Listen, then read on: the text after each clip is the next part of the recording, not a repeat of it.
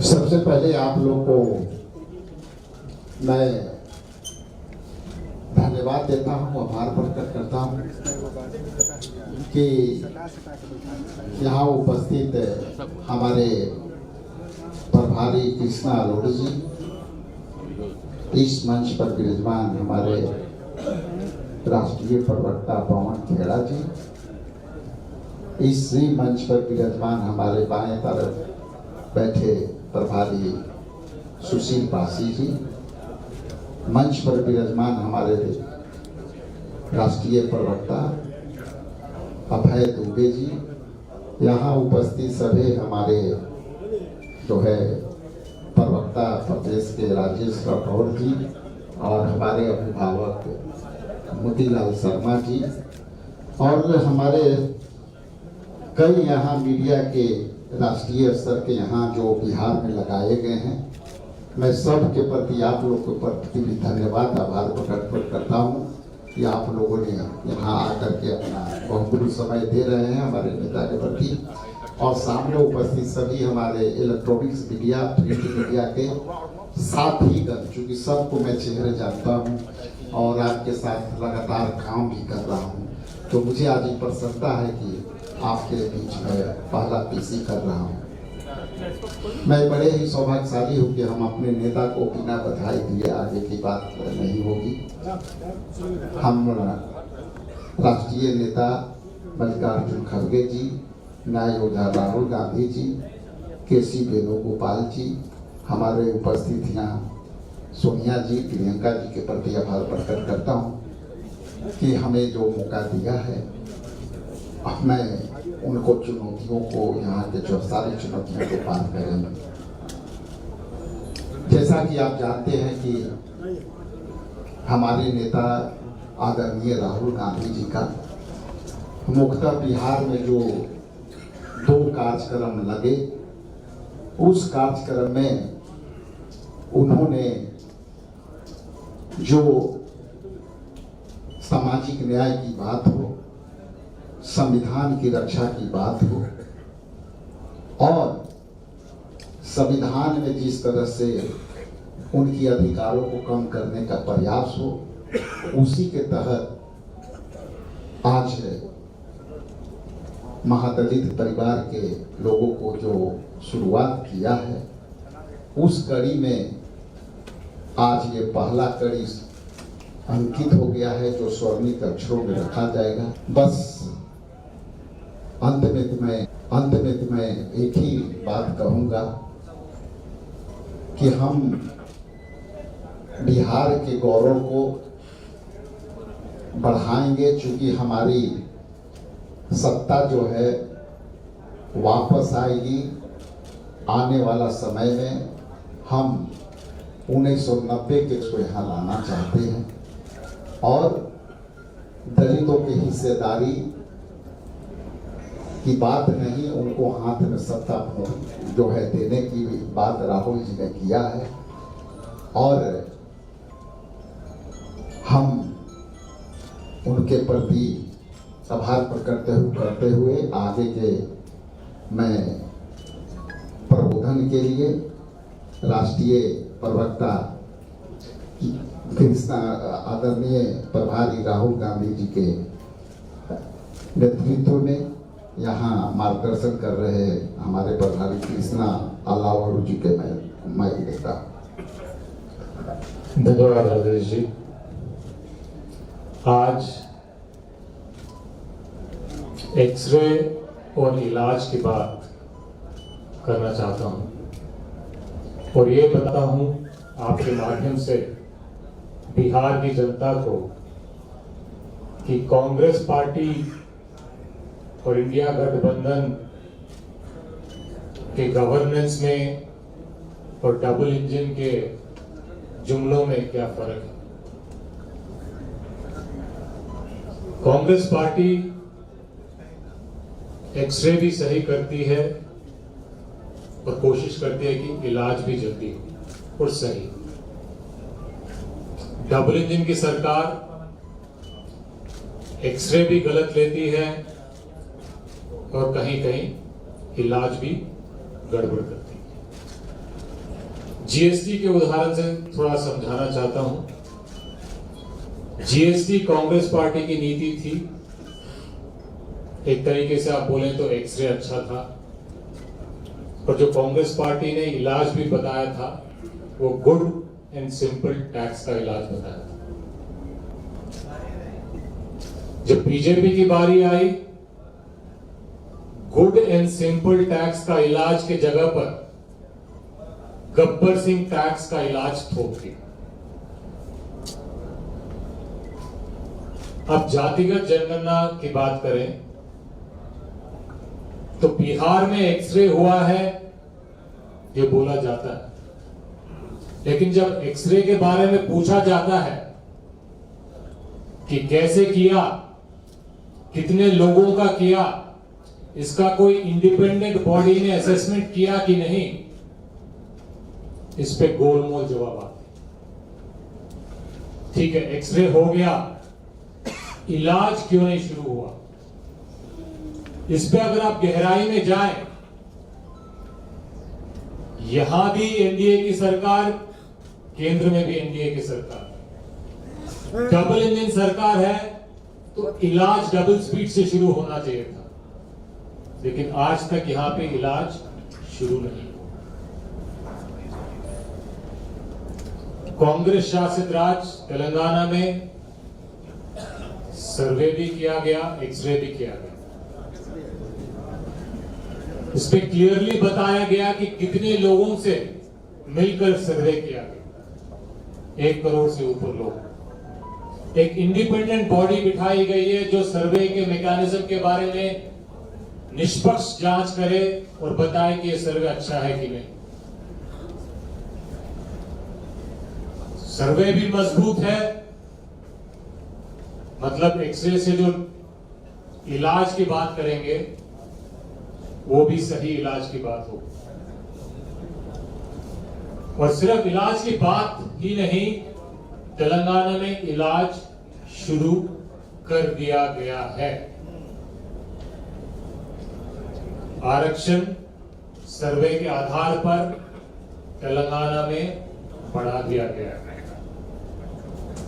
तो सवाल 2 है, कांग्रेस पार्टी एक्सरे करके दिखाती है, अच्छी एक्सरे करके दिखाती है, अच्छा इलाज बताती है और इलाज जल्दी से शुरू कर देती है। तो जहां डबल इंजन की सरकार है वहां एक्सरे भी क्यों ठीक ठाक नहीं हो पा रहा, इलाज की बातें क्यों हो रही हैं, गोल गोल क्यों घुमाया जा रहा है, और डबल इंजन की सरकार रहने के बावजूद डबल मेहनत से चीजों को, इलाज को रोका क्यों जा रहा है? ये सवाल हम आपके माध्यम से जनता से पूछना चाहते हैं। इन्हीं बातों के साथ मैं पवन खेड़ा जी से निवेदन करता हूं कि वो अपनी बात करें।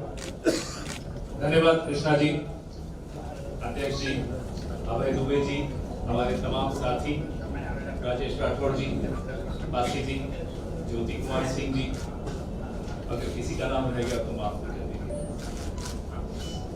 बिहार जनक है सत्याग्रहों का, क्रांतियों का। आज 74 साल हो गए शहीद भगत सिंह, सुखदेव और राजगुरु की फांसी की 23 मार्च।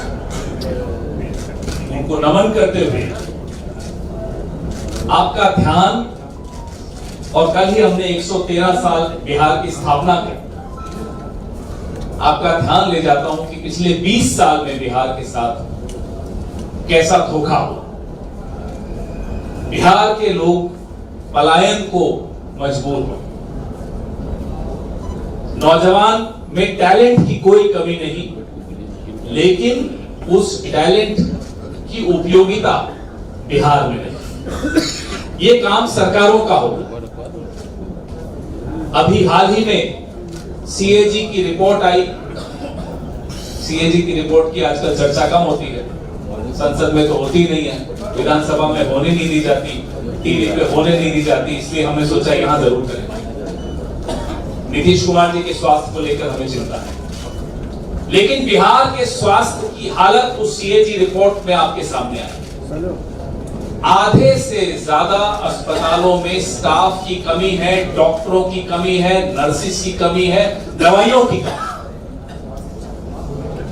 86% कमी है एक्सपर्ट्स, जो विशेषज्ञ डॉक्टर्स होते हैं। आप प्राइमरी हेल्थ सेंटर में जाइए, किसी सरकारी अस्पताल में जाइए, दवाई नहीं है। ये सीएजी रिपोर्ट कहती है, कांग्रेस पार्टी की नहीं है ये रिपोर्ट, ये सीएजी की रिपोर्ट।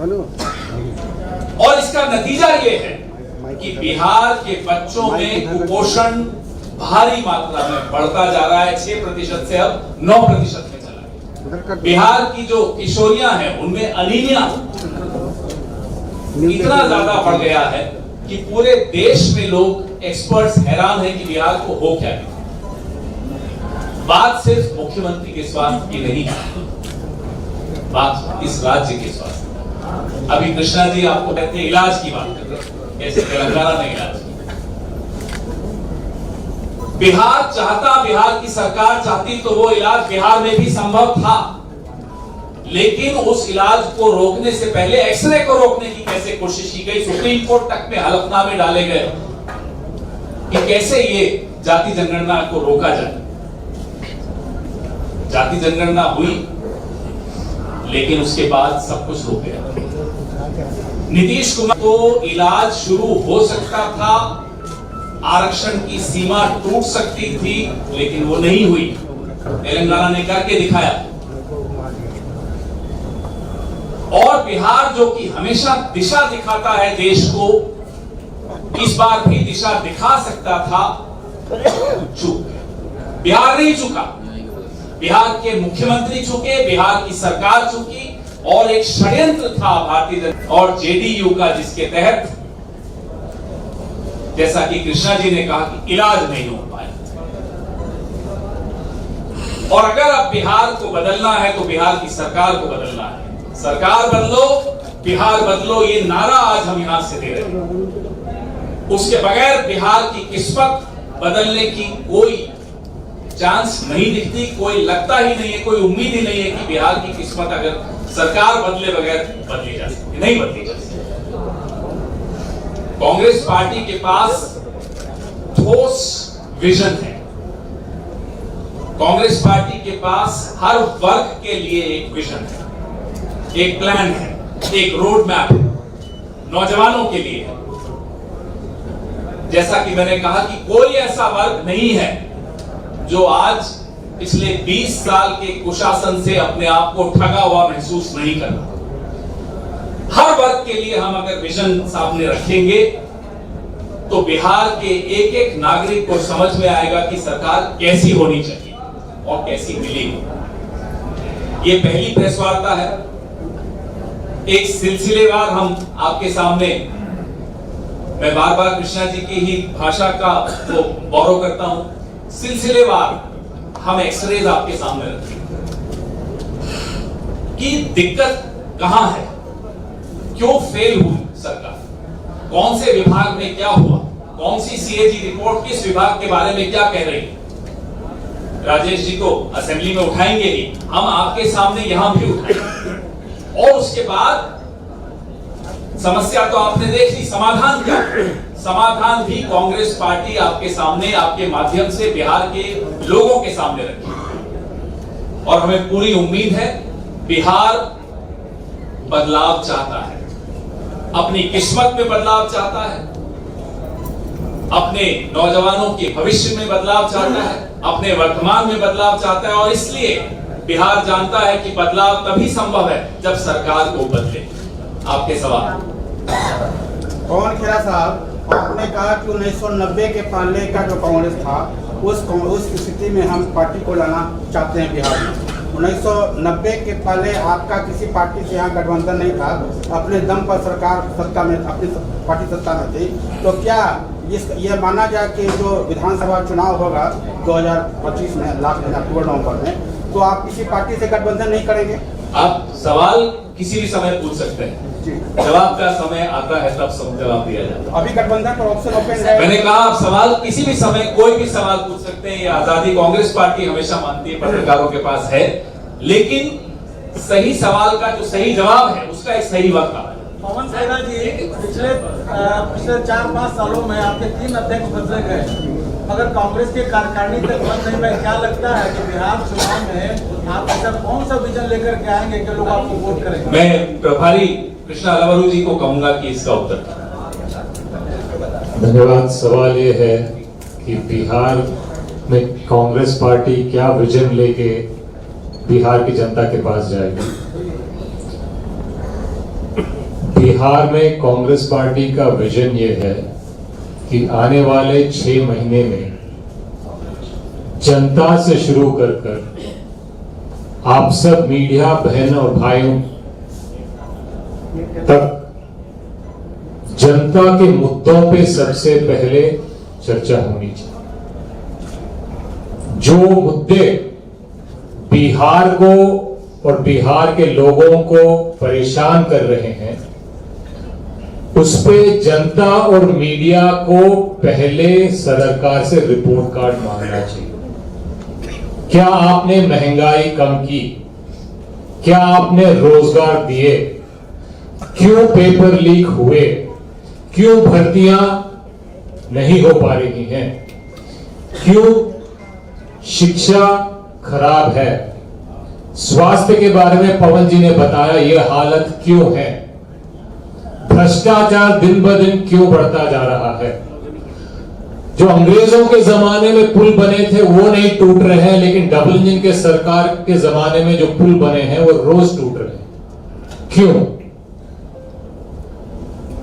लॉ एंड ऑर्डर की क्या बात है? पटना में दिन ब दिन घटनाएं घट रही हैं। बाकी बिहार में भी जो लॉ एंड ऑर्डर की स्थिति है वो आपसे छुपी नहीं है। पुलिस वालों तक पे हमले हो रहे हैं। ये है आज बिहार की स्थिति, ये है आज डबल इंजन की बिहार का रिपोर्ट कार्ड। आपको क्या लगता है कांग्रेस पार्टी इन मुद्दों को लेकर जनता के पास, जनता के आवाज बनकर सरकार से सवाल पूछेगी और इन सब मुद्दों का समाधान लेके जनता के पास जाएगी और जनता के विश्वास जीतने का प्रयास हम करेंगे। ये हमारा बिहार के जनता के लिए कांग्रेस पार्टी का आने वाले दिनों में रणनीति है और ये हमारा विजन रहेगा। आपने कहा कि जनता के पास आप लोग जाएंगे, लालू जी के पास कब जाएंगे? जब भी इंचार्ज बदले हैं, जब भी अध्यक्ष बदले हैं, तो सबसे पहले लालू जी के पास जाते रहे। क्या ये बिहार में कांग्रेस पार्टी, इंडिया गठबंधन सबसे पहले जनता को प्राथमिकता देती है। हम सब जनता के बीच में अलग अलग तरीके से जा रहे हैं और जैसे पवन जी ने कहा, गठबंधन के मामले पे सही समय पर आपको सही उत्तर आपके सारे प्रश्नों का मिल जाएगा। अभी आप दोबारा वही सवाल पूछेंगे तो जवाब भी दोबारा वही आएगा, तो आपको भी मजा नहीं आएगा। धन्यवाद। सर, मेरा सवाल यह है, चुनाव बहुत नजदीक है, आपके सारे संसद जो भी नागरिकों के दूसरे सदस्यता अभियान पूरा कर, आप बिना कार्यकर्ताओं के कहाँ पर? सवाल यह है कि बाकी जो पार्टियां हैं सदस्यता अभियान पूरा कर चुके हैं, कांग्रेस पार्टी इसके बारे में क्या कर रही है और आगे कैसे बढ़ेगी? कांग्रेस पार्टी की बिहार की जनता और बिहार के लिए विजन भी है, रणनीति भी है, प्लान भी है और इस पे हम धीरे धीरे आगे बढ़ रहे हैं। और मैं सब चीजों को बारे में अभी मीडिया से खुल के बात करने की स्थिति में नहीं हूं, लेकिन इतना जरूर बोलूंगा कि आप देखते रहिए, आपके काफी सवालों का जवाब आपको खुद ब खुद मिल जाएगा, क्योंकि कांग्रेस पार्टी अभी एक्शन मोड में बिहार में आ गई है। कृष्णा जी, एक सवाल ये है कि आपने बहुत अच्छे तरीके से ये रखा कि एक्सरे सही नहीं कर पा रही है, एक्सरे नहीं होगा कि इलाज भी सही नहीं होगा। तो आपने डबल इंजन के बारे में कहा कि अप्रोच भी डबल अप्रोच होना चाहिए था, अप्रोच भी गलत हो रहा था। तो मेरा ये सवाल है कि कर्नाटक में भी जो जाति जनगणना का सवाल आपने उठाया कि बिहार में ठीक से नहीं कराया गया, तो कर्नाटक में भी जाति जनगणना जब आपकी सरकार उस समय थी पहले तो कराया गया था। दूसरी बात है कि जब मनमोहन सिंह प्राइम मिनिस्टर थे तो सोशियो इकोनॉमिक कास्ट सेंसस भी कराया गया, तो दोनों का रिपोर्ट सामने नहीं आया। इसका मतलब वो प्रक्रिया में कहीं खामी रह गई थी। तो एक्सरे का जो आप बोलते हैं कि बहुत अच्छा होता है, तो ये इधर से सवाल किया जाता है मुख्यमंत्री जी और या बिहार में भी लोग सवाल करते हैं, तो क्या करना है इसके बारे में क्या करना है? कांग्रेस पार्टी का अगर आप गवर्नेंस का ट्रैक रिकॉर्ड देखो और बीजेपी के या एनडीए के सरकारों के साथ आप कंपेयर करो, केंद्र में हो या किसी भी राज्य में, तो आपको ये दिखेगा कि कांग्रेस पार्टी गवर्नेंस में अच्छी नीतियां भी लेके आती है और उसकी अच्छी इंप्लीमेंटेशन भी करती है। चाहे वो मनमोहन सिंह के समय में केंद्र में हो, या चाहे वो बिहार में हो, चाहे राजस्थान में हो, छत्तीसगढ़ में हो, तेलंगाना में हो, कर्नाटका में हो। ये जरूर बात है कि हर वक्त हर सरकार से हर काम समय पे नहीं हो पाता है, लेकिन अभी पूरी जोर शोर से हम इन मुद्दों पे काम कर रहे हैं। और जैसे आप देख रहे हैं, वर्तमान में हम सिंगल इंजन सरकार भी होते हुए डबल इंजन सरकार से ज्यादा तेजी से काम कर रहे हैं, एक्सरे भी कर रहे हैं और इलाज भी कर रहे हैं।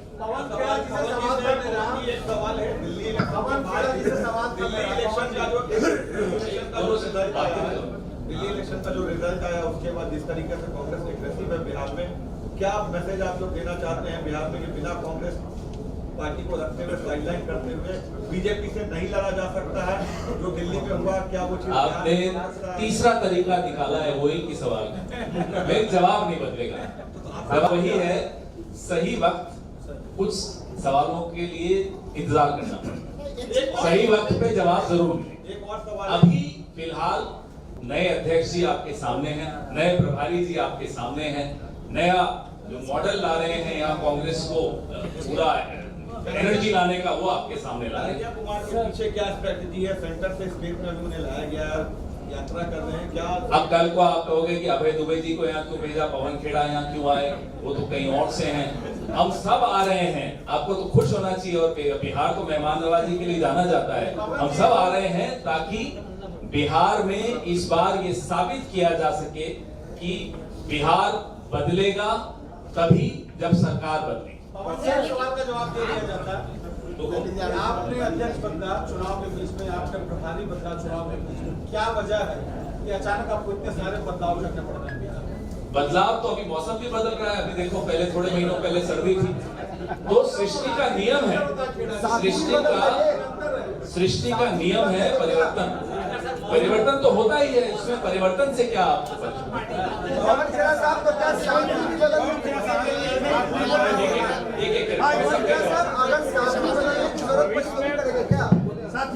सबको बदल रहे हैं तो क्या साथी भी बदलने की जरूरत पड़ी तो भी करेंगे? इसको बदले साथी आप भी हमारे साथी हो, तो चाहते हैं कि हमारी दोस्ती बनी रहे। और बताइए,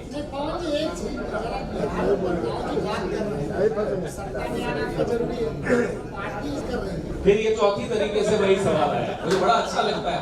बिहार में जो ये बौद्धिक क्षमता है बड़ी गजब की, आनंद आ जाता है।